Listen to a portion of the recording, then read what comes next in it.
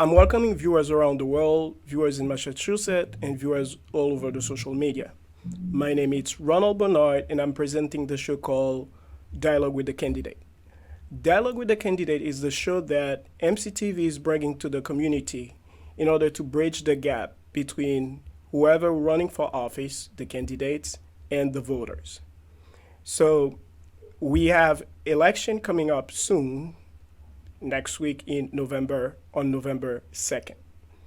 And for that election, today we have the chance to have with us Michelle Wu. Welcome, Michelle Wu.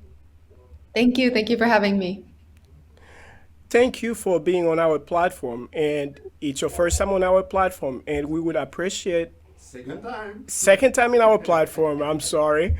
And we will appreciate if you could just give a brief, background of yourself and why you're running for office. Sure. Thank you so much for giving me the chance to connect with your audience and with our community members. My name is Michelle Wu, and I am serving in my 8th year as a Boston City Councilor. I'm a mom of 2 boys who are in our public schools, and I live in a multi-generational household as a daughter of immigrants and someone who cares for my mom who has been living with some mental health challenges.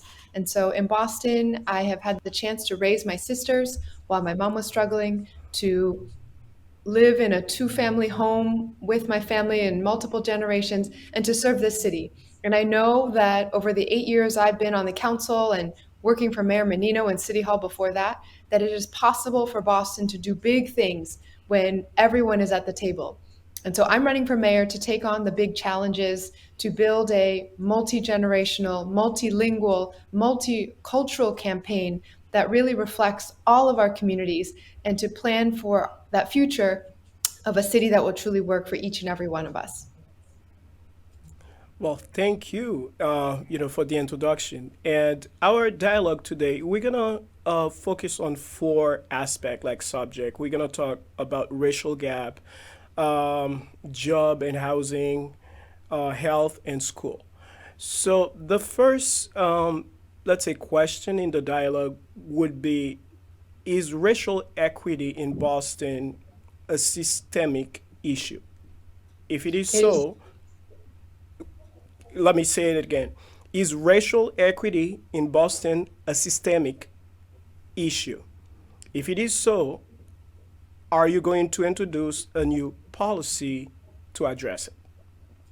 It is definitely a systemic issue, and Boston is one of the most unequal cities in the country. We have seen study after study show that, and if you look across the outcomes that the pandemic has created, it has very much reinforced the racial disparities and injustices in Boston. I've, I'm proud of my track record of putting forward big policies and already delivering some changes that we have seen in Boston.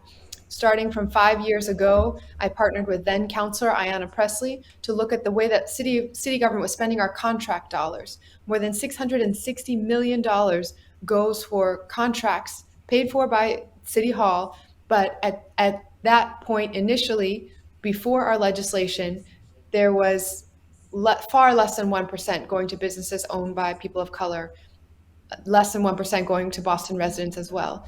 After our legislation for accountability, for clear metrics, to require supplier diversity, we are seeing some changes. And as mayor, I would look to fully implement funding, legislation, and the pipelines to really support and build wealth within our communities through business ownership.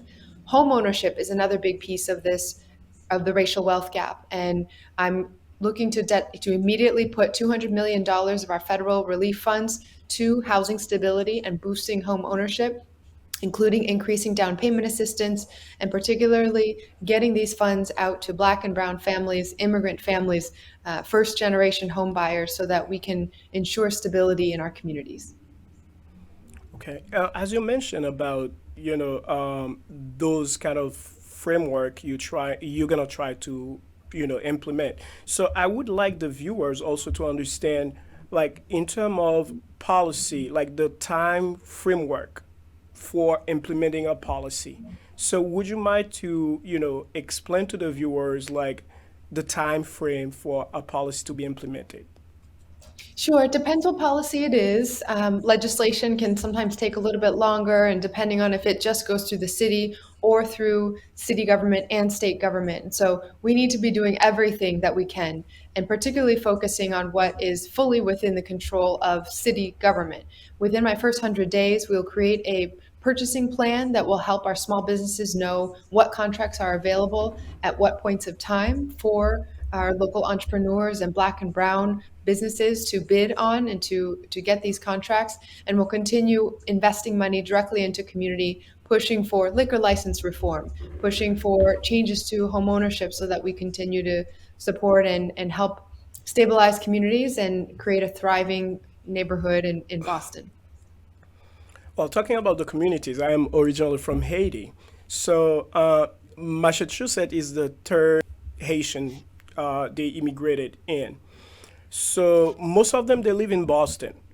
So, the question is, what do the minority groups in Boston should expect from your administration, especially the Haitian immigrants, in terms of policies, initiatives, nomination to key positions?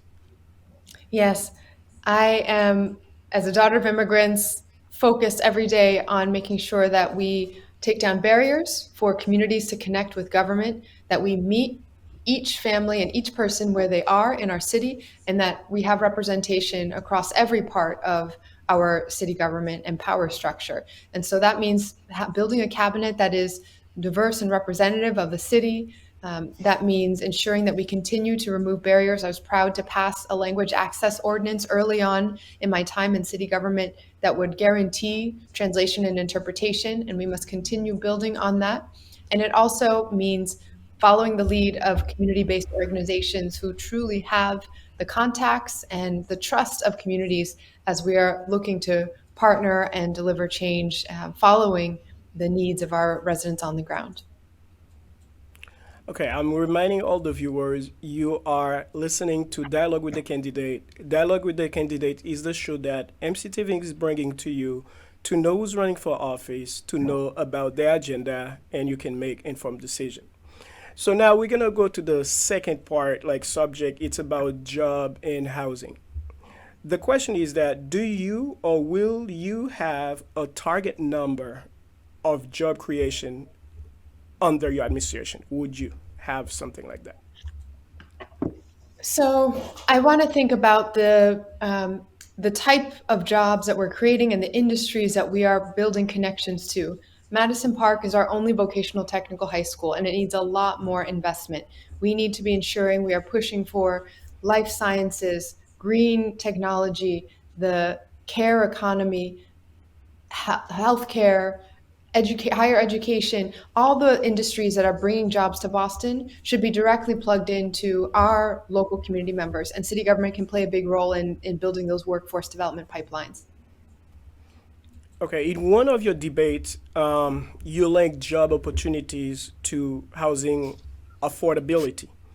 So, how realistic would it be to address the housing crisis when home ownership and rentals are skyrockets in Boston, whereas the job market, in terms of job equity, job opportunities, seems not to be proportional to these increases for Boston residents to afford home ownership or rentals? That's right. It's the two parts to make sure that we are doing everything we can to keep families and support our residents in thriving communities. We need to be bringing down the cost of living, of housing, of transportation, of childcare, and creating ways for families to have those support networks. And we need to be boosting income and salary and wages with good jobs across our city. The goal is to ensure that Boston has the best jobs that will fuel the economy of the future, but that our local residents are stepping into these roles, and we can do so through our education system, through workforce development, and by partnering with community organizations. So, in your own opinion, like when we're talking about job, like how would you define, good job and decent job?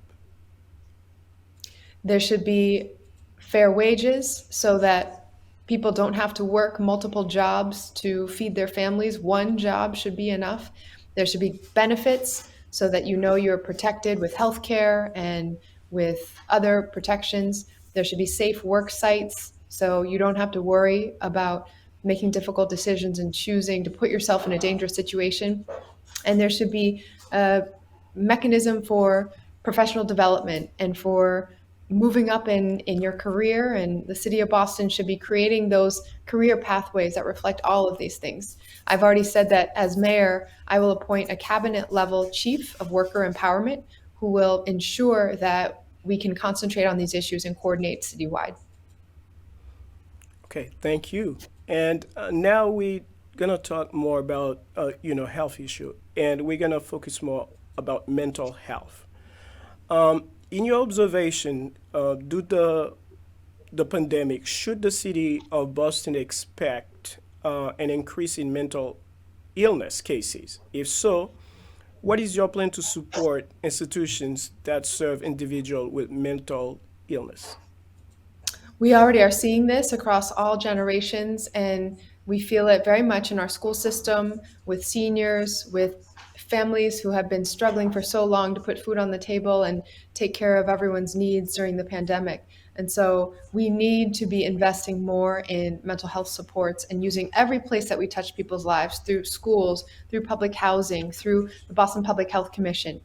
I've lived with mental health challenges in my own family and taking care of my mom. So I know that it's not just about creating the services and treatment, but meeting people where they're at, having language appropriate, culturally responsive treatment providers who reflect the diversity of our community. And we need to ensure that we're partnering with all of our healthcare institutions to deliver that. Okay, now for the school, the Boston public school system is facing many challenges. One of them is the quality of support offered to students with developmental disability. I have my own experience with this issue. Are you aware of that issue? If so, what is the real plan to address it? Absolutely. We are seeing that children of color, and particularly Black and Brown boys, are disproportionately likely to be in what are called sub-separate, substantially separated environments from their peers when it comes to students with disabilities and the services that are provided.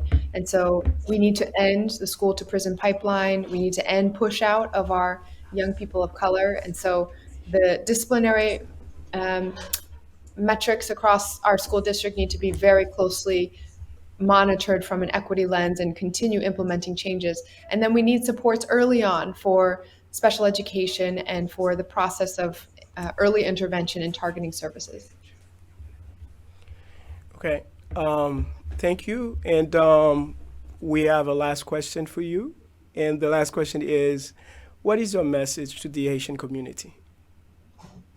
I'm so grateful to have partnered with the Haitian community on many initiatives over the years and to know the strength and the contributions of Haitian Americans in Boston across all of our sectors, but especially during the pandemic, as we saw essential workers, whether it was healthcare, whether it was in education, reflecting the resiliency and the strength of the Haitian community. I'm very, very grateful. And so I will never take this community for granted. Look forward to continuing to partner and ensure that we are building the city that we're proud to pass on to our kids and their kids after them. But please remember to vote November 2nd. It is coming up very soon. We need everyone's voices to be heard.